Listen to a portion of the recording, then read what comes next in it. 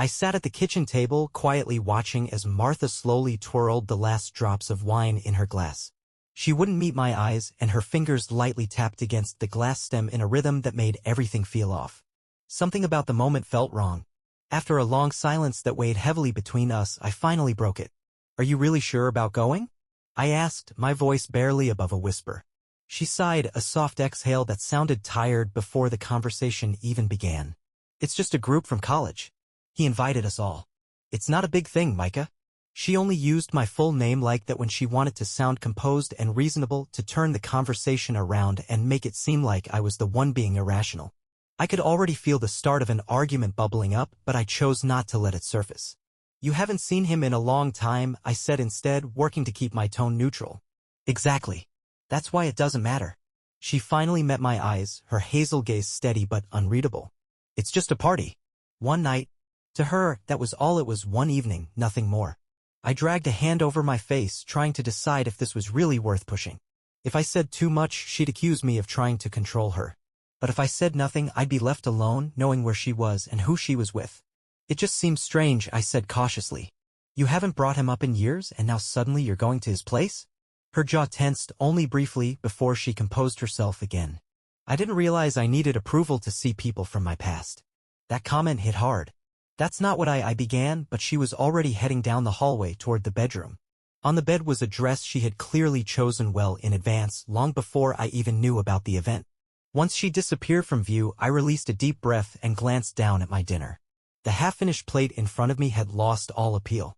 I heard the quiet creak of the closet opening, followed by the soft sound of clothing being moved. I pictured her slipping into something she had selected just for this night, an outfit meant to bring back old memories for someone who had known her before I came into her life. It sounded ridiculous, didn't it? I was her husband. She had made promises to me. Still, when she stepped back into the room, something inside me tightened. She was wearing a deep red dress, one that hugged her figure in exactly the right ways. Her hair was pinned up just enough to reveal her neck and the delicate lines of her collarbones. I recognized this look. It was the same one she used to save for our nights out back when she still wanted to make my heart race. She looked stunning, and I hated that it hurt to see her like that. "You're really going to wear that?" The words slipped out before I could stop them. She raised a brow, her tone calm but challenging. "Why wouldn't I?" A dozen thoughts rushed through my mind. I wanted to tell her that she didn't make this kind of effort for me anymore, that I hadn't seen her dressed up like this in months. I wanted to ask if she realized how far away she felt lately. But instead of saying any of that, I just shook my head. "It's nothing." She offered a tight, unreadable smile and picked up her clutch from the counter. "Don't wait up," she said simply. And just like that, she was gone. No comforting words. No reassurance. No second thoughts. Just a door closing behind her, leaving a silence that crept through the whole house like a chill. I sat there, staring at the space where she had just stood. Everything around me felt too quiet, the kind of stillness that settled deep and refused to leave. I should have left it alone. I should have turned on the television, gone to bed, and told myself I was just imagining things. But I didn't. I picked up my phone. On the screen, her location blinked steadily across town at a place I didn't know. It was a neighborhood we had never visited together, but it was clearly familiar to her. My finger hovered above the screen, hesitating. This felt ridiculous. I had never been the suspicious type. I wasn't someone who tracked his wife out of jealousy or fear. But something inside me was warning that if I let the night go on without doing anything, something fundamental between us would shift. I didn't realize just how right that feeling was. I grabbed my keys and left. The drive across town dragged on longer than it should have. My grip on the steering wheel was tight enough to make my knuckles ache, but I barely noticed. My mind was spinning, cycling through every possible explanation Martha might have given me if I hadn't questioned her at all. Just a party. Just reconnecting with old friends. But then why did it feel like I was already losing her? Her location hadn't moved. She was still at his place. I knew it was wrong to track her, but I couldn't stop myself. It wasn't about power or fear, it was about needing answers. I had to know. As I pulled up to the house, my stomach turned. It was a large, modern home that looked like it had seen its share of late-night gatherings. Cars were parked up and down the block. I could hear music pumping from inside, and silhouettes moved behind the windows. I parked a few houses away, hidden from view. My heart pounded as I sat there, eyes locked on the front door, debating whether to stay or go. What did I expect to find inside? A harmless reunion filled with laughter and drinks? Or something else entirely? I stepped out of the car. The night air was sharp and biting, yet it couldn't cool the storm brewing inside me. Each footstep toward that house felt like I was inching closer to something I wasn't emotionally prepared to confront. The door hung slightly open, and loud music poured out, drowning every other sound. Laughter and overlapping conversations echoed from inside. It was surprisingly easy to slip in unnoticed, blending among strangers who had no idea I was on the verge of walking into something that could change everything. And then I saw her. She was by the kitchen, a drink in hand, her laughter ringing through the air, a sound I hadn't heard in what felt like forever. She looked at ease, glowing in a way she never did at home anymore. And there he was, the man she promised meant nothing, standing beside her, his hand too comfortably resting at the base of her back. He leaned closer, whispered into her ear, and she smiled. That smile, it cut through me like a blade. I felt the urge to turn away, to leave before I crossed a line I couldn't uncross. But then her gaze found mine. Just for a brief moment, she froze. Something flickered in her eyes, maybe guilt, maybe fear, or was it panic? But almost immediately it vanished. She turned back toward him and laughed again, louder this time, like I was invisible. Like she had made her decision. And in that moment I made mine. I turned and walked away. But I wasn't heading home. There was something I needed to do first. As I stepped outside, it felt like I had just witnessed the collapse of everything I had built. Her laughter, the way she leaned into him, how effortlessly she acted as though I was a ghost, it was seared into my memory. I couldn't remember how I got back to my car or when I unlocked the door, but suddenly I was there, sitting behind the wheel, fingers clenched so tightly that pain shot through them. My breathing came in short, choppy bursts as I struggled to stay composed. I should have driven straight home. I should have accepted the truth that had been laid out in front of me, undeniable evidence that she no longer saw me as the one she wanted. That whatever had once bound us together had frayed beyond repair. But I wasn't ready to let go just yet. Not without letting her know what I had seen. Not without giving her the chance to say something, anything. I opened my phone, my thumb hovering over her contact. I could have called her, listened as she tried to spin another story, tell another version of events. But I had a better idea. Switching to my camera, I zoomed through the partially open window. She was still there. So was he, close as ever. My heart pounded as I captured the scene, freezing that moment in time. I attached the photo to a message. Me. I hope you're having fun. Through the window, I saw her phone light up on the counter. She glanced over and I watched as tension stiffened her frame. Slowly, she reached for the phone. Her eyes scanned the screen. The second realization struck, it was written all over her. Her shoulders locked up, her smile vanished, and she started scanning the room, searching. She knew. She knew I had been there. And that was enough for me. I didn't stick around. I didn't wait to see what she would do next. I started the engine and drove off, leaving her behind to deal with the consequences of her choices. But even as I pulled away, my thoughts were spiraling. I couldn't pretend nothing had happened. I couldn't go home, crawl into the same bed she had abandoned tonight, knowing what I knew. So I made a decision that would alter everything. I refused to let her return to the same life she thought would be waiting for her. By the time she came back, everything would be different. The drive home was a blur, like I was moving through thick fog. My thoughts were a chaotic mess, moving faster than the car itself. My grip on the wheel was iron tight, my knuckles pale, but I barely registered the pressure. It all felt dreamlike, as though I was floating outside myself, watching my own world fall apart in slow motion. Martha hadn't replied to the message. I knew she had read it. I saw it in her posture, the way her fingers hesitated over the screen like she was weighing her next move. But there was nothing she could say that would undo what I had seen. No words could erase the sight of her smiling and leaning into him like I had never existed. As I pulled into the driveway, my thoughts were clear for the first time that night. She had left this house expecting to return to the same routine, the same husband, the same uneventful life she had slowly been detaching from. But that life was over. After tonight, everything was going to change. I walked into the house and the silence that greeted me without her there felt haunting. For years, I had believed this place was ours, a refuge, a shared life woven into every corner. But now it felt more like an exhibit of a love that had already faded. The photos framed on the walls, the coffee mug left behind in the sink from that morning, the sweater carelessly draped over the back of the couch, each one a stark reminder of a relationship that no longer had life. As I wandered from room to room, my thoughts moved faster than my steps, mapping out what needed to be changed before she returned. And then I got to work. The first thing I removed were the photographs. I moved through each room, stripping them from the walls, taking them off shelves, clearing the nightstand beside the bed. Smiling moments of us, snapshots of what once was, were pulled from their frames and tossed into a growing heap in the center of the living room. It felt like performing surgery, precise and painful, eliminating every sign of the life we had built together. Then I turned to the bedroom. I tore the sheets off the bed, the same ones we used to sleep beneath, the ones that used to hold the scent of home. Now they just felt false. I grabbed a trash bag from the kitchen and stuffed it with those sheets, the pillows, the comforter, everything that had once belonged to our shared nights. I had no plans to sleep in that bed, not tonight, and maybe not ever again. The more I worked, the more focused I became. It stopped being an emotional reaction and turned into something deliberate. For the first time in what felt like ages, I wasn't waiting around for her to decide what happened next. I was taking back the narrative. By the time I finished, the house had changed.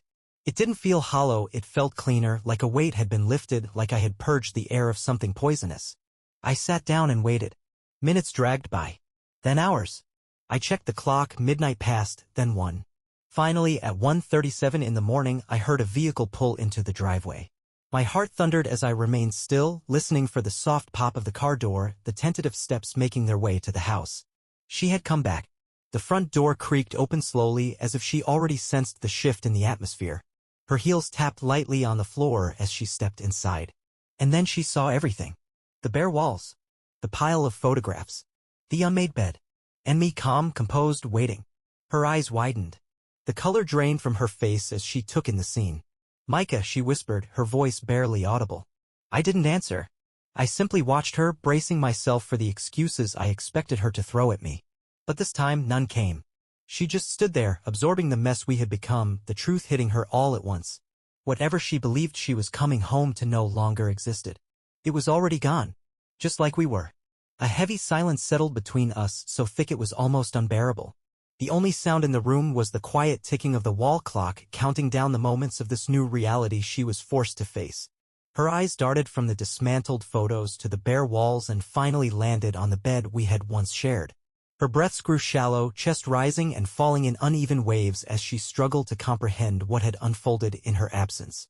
She had been at a party, wrapped up in another version of life she thought could coexist with ours. She took a cautious step forward, the tap of her heels delicate against the hardwood floor, but she paused again. "Micah, what is this?" she asked, her voice low and wary as though she feared waking a storm inside me. I remained seated, hands clasped tightly together. "I was going to ask you the same thing." Her mouth opened slightly, but no response came. Her gaze fell to the discarded photographs, her fingers twitching like she wanted to reach for them to undo everything I had just done. I don't understand," she finally said, her voice faint and trembling. "Why did you do this?" A dry, humorless chuckle escaped me. "You really don't know?" I motioned to the wreckage around us, the torn photos, the stripped bed, the lifeless walls. "Where would you like me to begin?" She swallowed hard, her throat visibly working as she tried to summon an excuse. I could almost see the gears turning in her mind, the way she searched for something to soften the blow to make herself the innocent party. "I told you about the party," she said after a pause. "I wasn't hiding anything from you." I tilted my head slightly and studied her. "Did you tell me everything, though? Did you mention who was going to be there? Did you say why you really needed to go?" She blinked rapidly, the confidence she walked in with beginning to crack. "I told you it was just friends from college," she said. I nodded slowly. "Right? Friends." I leaned forward, resting my elbows on my knees. "Tell me, Martha, is it normal for your friends to touch you the way he did?" Her body stiffened completely. That caught her off guard. "I saw you," I continued, my voice calm but edged with cold certainty. "I was there. I saw you laugh with him. I saw how he touched you. I saw everything." Her lips parted slightly, yet for the first time in all our years together, she found no words. I rose from my chair slowly and she instinctively stepped back, not out of fear, but because deep down she realized there was nowhere left for her to hide. I kept my voice low as I spoke. "I gave you a chance, Martha. Every single chance to come clean.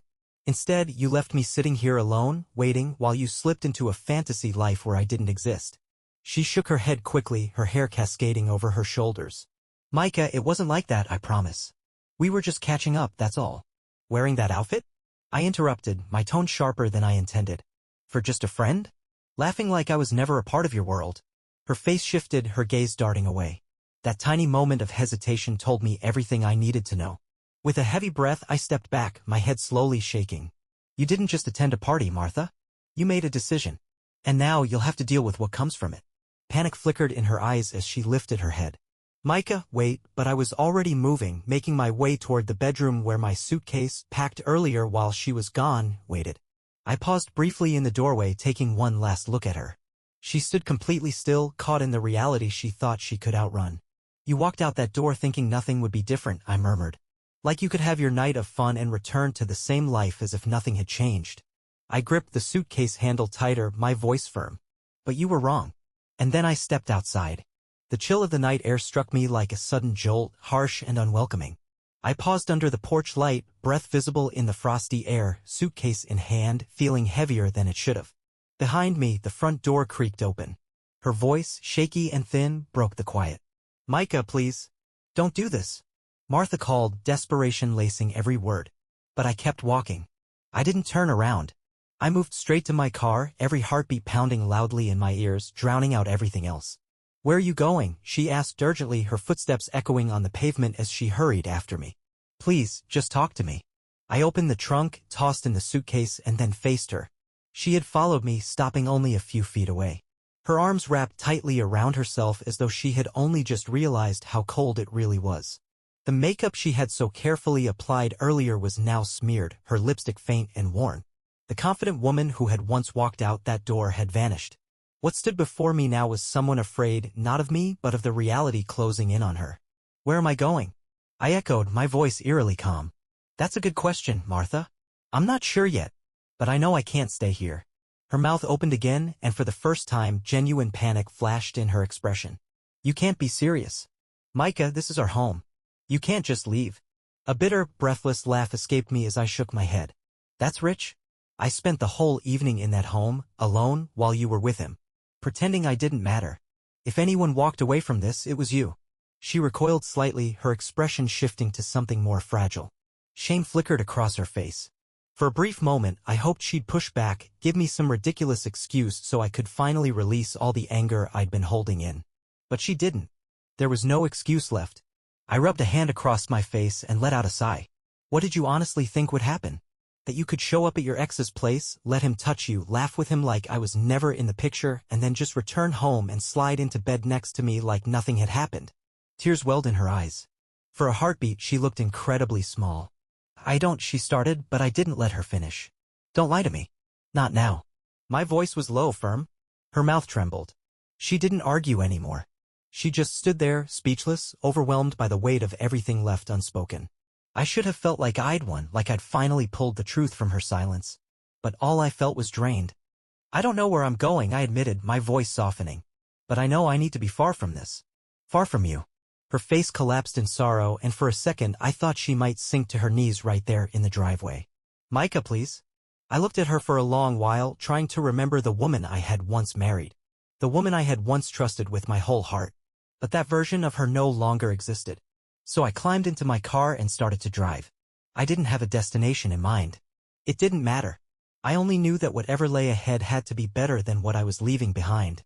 As I drove through the quiet streets, the blurred glow of city lights stretched across the windshield, my thoughts racing far faster than the car beneath me. The world outside passed in a haze, nearly invisible to me. My grip on the steering wheel was firm, yet my chest felt hollow, like I had left a vital part of myself back at that house, something lost forever. I wasn't heading anywhere specific, only moving forward with the desperate urge to create space between myself and a life that no longer felt like mine. The phone buzzed where it sat in the cup holder, but I didn't bother to check it. I already knew it was Martha. Her voice echoed in my mind with that same desperate tone she'd used outside. Micah, please don't do this. Come home. Let's talk. But what was there left to say? To sit and discuss how she had knowingly slipped into that dress, climbed into her car, and made her way to her ex's house? Laughing at his jokes, letting him get close, making herself at ease in a place where I had no presence. The memory of it made my hands tighten on the wheel, my jaw locking with tension. No, that conversation was long past its expiration. The phone continued its insistent buzzing again and again. I didn't answer. I drove on until the cityscape melted into the outskirts, where streetlights gave way to long stretches of empty road and the neon haze of 24-hour diners and gas stations faded behind me. Eventually, I noticed a blinking vacancy sign outside a worn motel, glowing faintly like a pulse in the darkness.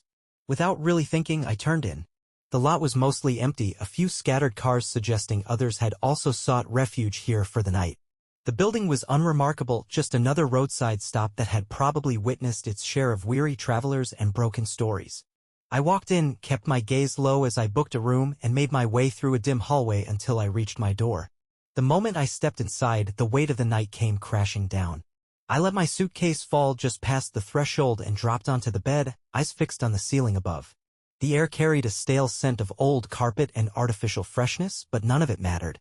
For the first time tonight, I was completely alone, and the ache that came with that realization caught me off guard. I drew in a deep breath, trying to make sense of everything unraveling. Only a few hours earlier, I had been sitting across from my wife at the dinner table, holding onto the fragile hope that we were still the people we used to be, that the silence growing between us could be mended. But now? Now I lay on a motel bed, staring up at the ceiling while she remained in the house we had once filled with dreams, now surrounded by the debris of what used to be our life.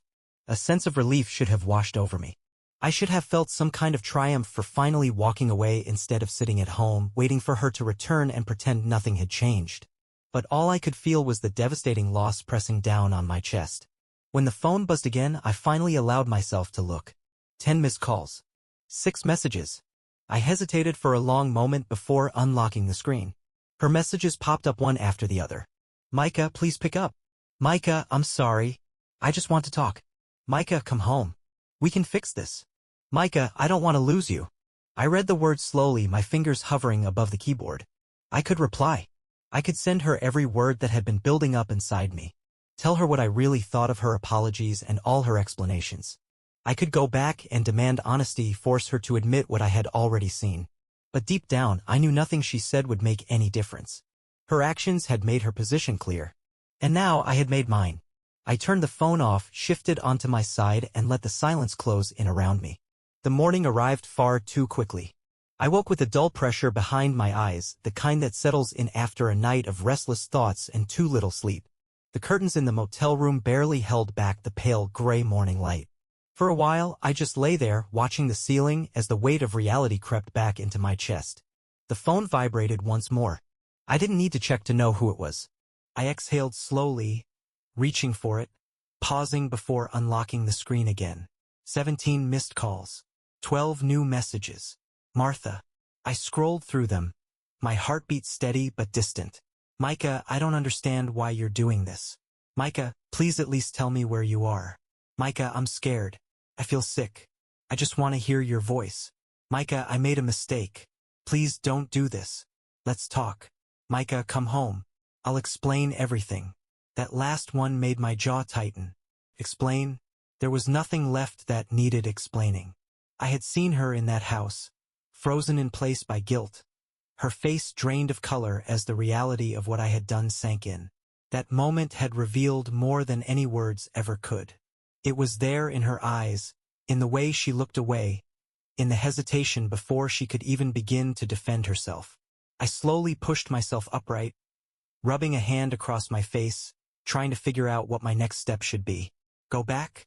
That place didn't feel like home anymore. Not after what had happened. Speak to her? For what reason? To listen to her struggle to justify herself? To watch her twist the truth until it no longer resembled reality? No. I got up, gave my arms a good stretch, and picked up my keys from the nightstand. My mind was a storm, and I needed a quiet place to settle it. The diner just across the street felt like the right escape. It was nearly deserted when I stepped inside, the heavy scent of brewed coffee and sizzling bacon welcoming me like an old memory. I slid into a booth next to the window and ordered a coffee without much thought. As I waited, I took out my phone. A fresh message blinked on the screen. It read, Martha, no matter how you see me right now, I need you to know this. I love you. Please believe it. I kept staring at those words. My thumb paused just above the glass as if frozen in thought. Those words should have meant something, should have reached deep into me and stirred the love I used to feel. But they didn't. Not even a flicker. Because true love doesn't involve sneaking out to meet someone from the past, leaving your husband behind in the quiet of your shared home. It's not found in secret smiles or whispered memories held in another man's arms. Love isn't about saying sorry only when you've been caught red-handed, trying to undo what can't be undone. I placed the phone face down on the table and turned my eyes toward the window. Cars streamed past, one after another, and I sat there, letting the weight of everything that had changed settle on me. Nights like the one I had just lived through, they don't just end. They reshape you. When morning comes, the world looks the same, but you're not. You've crossed an invisible line, and there's no going back. I was no longer the man who watched his wife walk out the door the night before. I wasn't the man who stayed up in the dark, praying he had misunderstood. I had changed, and whatever lay ahead, I knew one thing for certain. I wasn't turning around.